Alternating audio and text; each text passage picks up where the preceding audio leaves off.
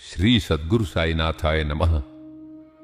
मैं गोविंद रघुनाथ दाभोलकर, वही हेमाड़ पंत। जब मैंने श्री साई सच्चरित लिखने का बीड़ा उठाया तो मेरे हाथ कांप रहे थे।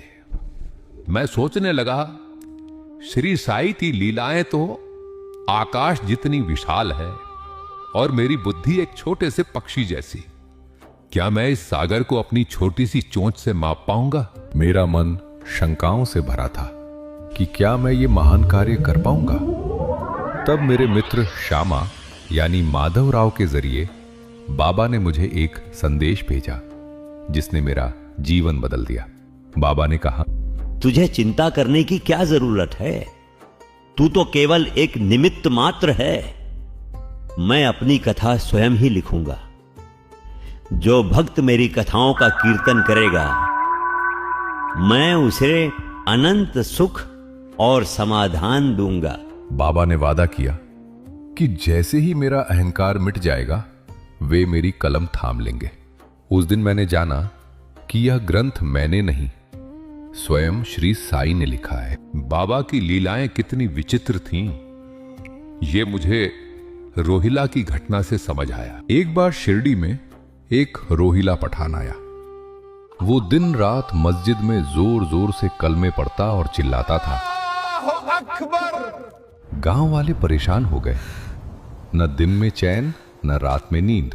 सब बाबा के पास शिकायत लेकर गए कि इसे रोका जाए, लेकिन बाबा तो करुणा के सागर है। उन्होंने गांव वालों को डांटा और कहा, उसे मत सताओ, उसकी पत्नी बड़ी खराब है। जब ये चिल्लाता है तो वो इसके पास नहीं आती। इसके चिल्लाने से मुझे सुख मिलता है। बाबा ने हमें सिखाया कि वो शोर नहीं, वो तो उसका प्रेम था। बाबा को नाम स्मरण प्यारा है, चाहे वो किसी भी धर्म का हो। जहां मेरे भक्त गाते हैं, मैं वहीं खड़ा रहता हूं। एक और घटना याद आती है। सन 1916 में मेरी सरकारी नौकरी पूरी हो गई थी और मैं पेंशन पर था।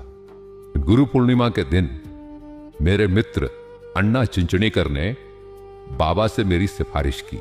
बाबा, इस हेमाड़ पंत की पेंशन कम है, परिवार बड़ा है, इसे कोई दूसरी नौकरी दिला दीजिए। बाबा ने तुरंत कहा, अब उसे किसी और की चाकरी करने की क्या जरूरत? अब वो मेरी चाकरी करेगा, किंतु सुखी रहेगा। जिसके बर्तन मैंने भरे हैं वे कभी खाली नहीं होंगे। लेकिन हम इंसान तो लोभी हैं। मेरे मन में फिर भी नौकरी की इच्छा थी। बाबा तो अंतर्यामी हैं, उन्होंने मेरी इच्छा पूरी तो की। मुझे एक अस्थाई नौकरी मिली, लेकिन साथ ही उन्होंने मुझे यह समझा दिया कि असली सुकून श्री साई की सेवा में है, सरकारी नौकरी में नहीं। बाबा ने मुझे उंगली से गुड़ दिखाया, लेकिन कड़वी दवाई पिलाई, जिससे मेरा कल्याण हो गया। इस अध्याय का सार यही है, कलयुग में बड़े बड़े यज्ञ या कठिन योग की जरूरत नहीं है। बस साईं साईं नाम लो और उनकी कथा सुनो।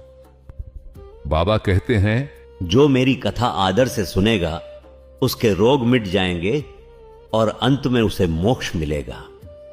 यह श्री साई सच्चरित केवल एक किताब नहीं, यह श्री साई का साक्षात रूप है। इसे पढ़ो, इसे सुनो, तुम्हारा कल्याण निश्चित है।